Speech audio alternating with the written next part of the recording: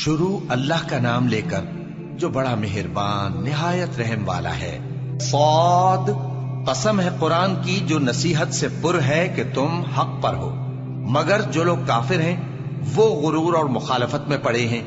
ہم نے ان سے پہلے بہت سی امتوں کو ہلاک کر دیا تو وہ عذاب کے وقت لگے فریاد کرنے، اور وہ چھٹکارے کا وقت نہیں تھا۔ اور انہوں نے تعجب کیا کہ ان کے پاس انہی میں سے ایک خبردار کرنے والا آیا، اور کافر کہنے لگے کہ یہ تو جادوگر ہے جھوٹا، کیا اس نے اتنے معبودوں کی جگہ ایک ہی معبود قرار دے دیا؟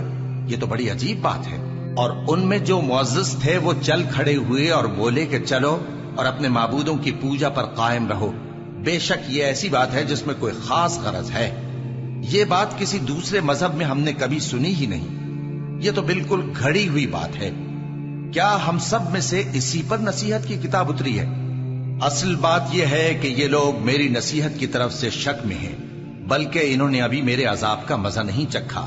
کیا ان کے پاس تمہارے پروردگار کی رحمت کے خزانے ہیں جو غالب ہے، سب کچھ عطا کرنے والا ہے؟ یا آسمانوں اور زمین اور جو کچھ ان میں ہے ان سب پر انہی کی حکومت ہے؟ تو چاہیے کہ رسیاں تان کر آسمانوں پر چڑھ جائیں۔ یہاں شکست کھائے ہوئے گروہوں میں سے یہ بھی ایک لشکر ہے۔ ان سے پہلے نوح کی قوم اور عاد اور میخوں والا فرعون بھی جھٹلا چکے ہیں، اور سمود اور لوط کی قوم اور بن کے رہنے والے بھی۔ یہی وہ شکست خوردہ گروہ ہیں۔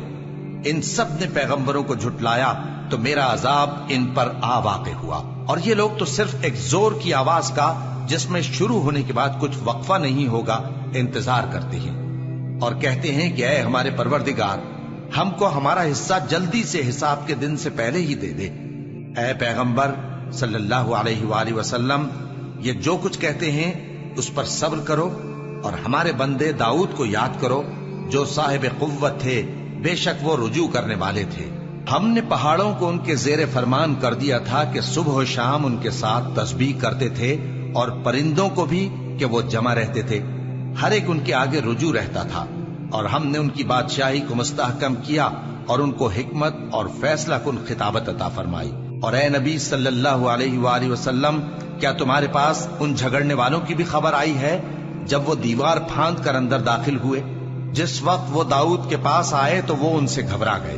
انہوں نے کہا کہ خوف نہ کیجیے، ہم دونوں کا ایک مقدمہ ہے کہ ہم میں سے ایک نے دوسرے پر زیادتی کی ہے، تو آپ ہم میں انصاف سے فیصلہ کر دیجئے اور بے انصافی نہ کیجیے گا، اور ہم کو سیدھا راستہ دکھا دیجئے۔ بات یہ ہے کہ یہ میرا بھائی ہے، اس کے ہاں 99 دمبیاں ہیں اور میرے پاس ایک دمبی ہے۔ یہ کہتا ہے کہ یہ بھی میرے حوالے کر دے، اور گفتگو میں مجھ پر حاوی ہو رہا ہے۔ انہوں نے کہا کہ یہ جو تیری دمبی مانگتا ہے کہ اپنی دمبیوں میں ملا لے، بے شک تجھ پر ظلم کرتا ہے، اور اکثر شریک ایک دوسرے پر زیادتی ہی کیا کرتے ہیں۔ ہاں، جو ایمان لائے اور عمل نیک کرتے رہے، اور ایسے لوگ بہت کم ہیں۔ اور داؤد نے خیال کیا کہ اس واقعے سے ہم نے ان کو آزمایا ہے، تو انہوں نے اپنے پروردگار سے مغفرت مانگی اور جھک کر سجدے میں گر پڑے اور اللہ کی طرف رجوع کیا، تو ہم نے ان کو بخش دیا، اور بے شک ان کے لیے ہمارے ہاں قرب اور عمدہ مقام ہے۔ اے داؤد، ہم نے تم کو زمین میں خلیفہ بنایا ہے، تو لوگوں میں انصاف کے فیصلے کیا کرو، اور خواہش کی پیروی نہ کرنا کہ وہ تمہیں اللہ کے رستے سے بھٹکا دے گی۔ جو لوگ اللہ کے رستے سے بھٹکتے ہیں ان کے لیے سخت عذاب ہے، اس لیے کہ انہوں نے حساب کے دن کو بھلا دیا۔ اور ہم نے آسمان اور زمین کو اور جو کائنات ان میں ہے اس کو بے مقصد نہیں پیدا کیا۔ یہ ان کا گمان ہے جو کافر ہیں، سو کافروں کے لیے دوزخ کا عذاب ہے۔ جو لوگ ایمان لائے اور عمل نیک کرتے رہے، کیا ان کو ہم ان کی طرح کر دیں گے جو ملک میں فساد کرتے ہیں، یا پرہیزگاروں کو بدکاروں کی طرح کر دیں گے؟ یہ کتاب جو ہم نے تم پر نازل کی ہے بابرکت ہے، تاکہ لوگ اس کی آیتوں میں غور کریں اور تاکہ اہل عقل نصیحت حاصل کریں۔ اور ہم نے داؤد کو سلیمان عطا کیے، بہت خوب بندے تھے، اور وہ اللہ کی طرف بہت رجوع کرنے والے تھے۔ جب ان کے سامنے شام کو اصیل گھوڑے پیش کیے گئے تو کہنے لگے کہ میں نے اپنے پروردگار کی یاد سے غافل ہو کر مال کی محبت اختیار کی، یہاں تک کہ آفتاب پردے میں چھپ گیا۔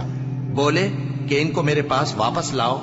پھر ان کی ٹانگوں اور گردنوں پر ہاتھ پھیرنے لگے، اور ہم نے سلیمان کی آزمائش کی اور ان کے تخت پر ایک دھڑ سا ڈال دیا۔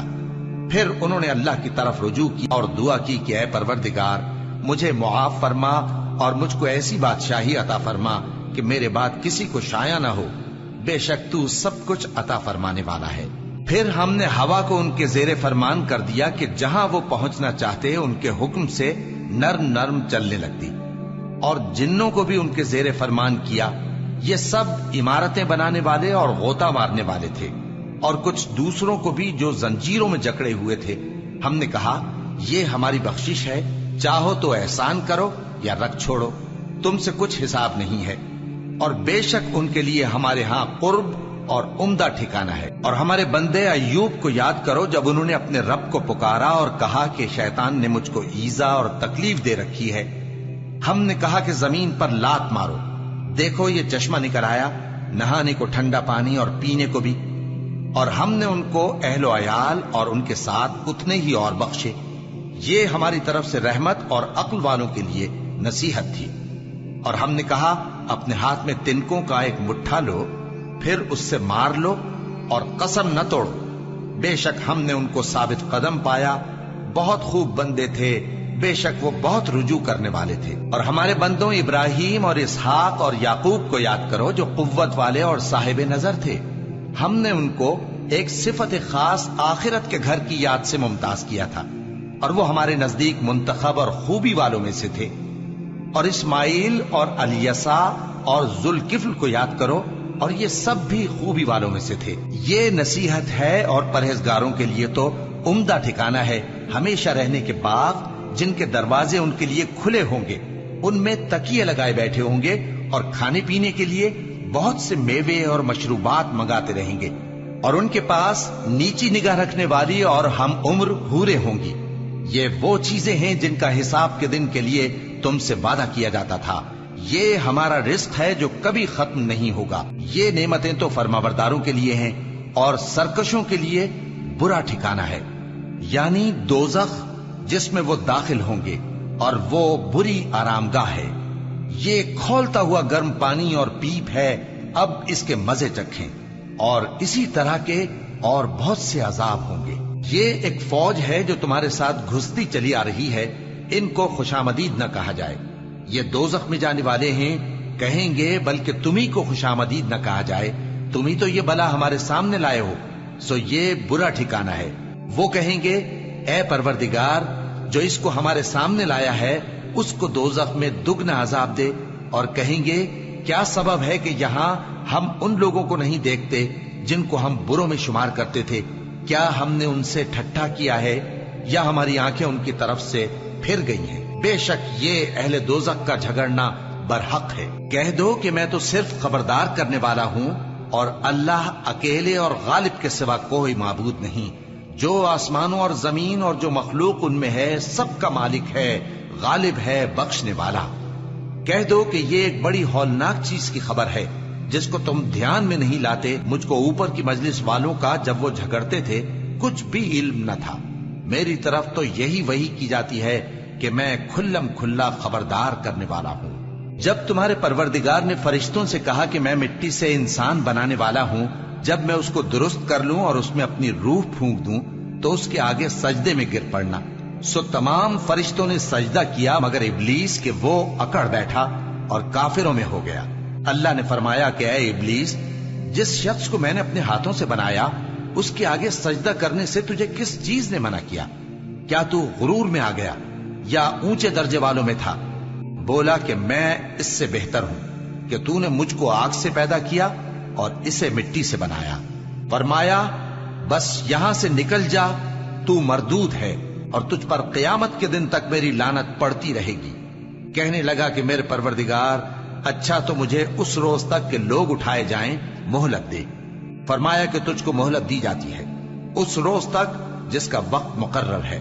کہنے لگا کہ مجھے تیری عزت کی قسم، میں ان سب کو بہکاتا رہوں گا سوائے ان کے جو تیرے چنے ہوئے بندے ہیں۔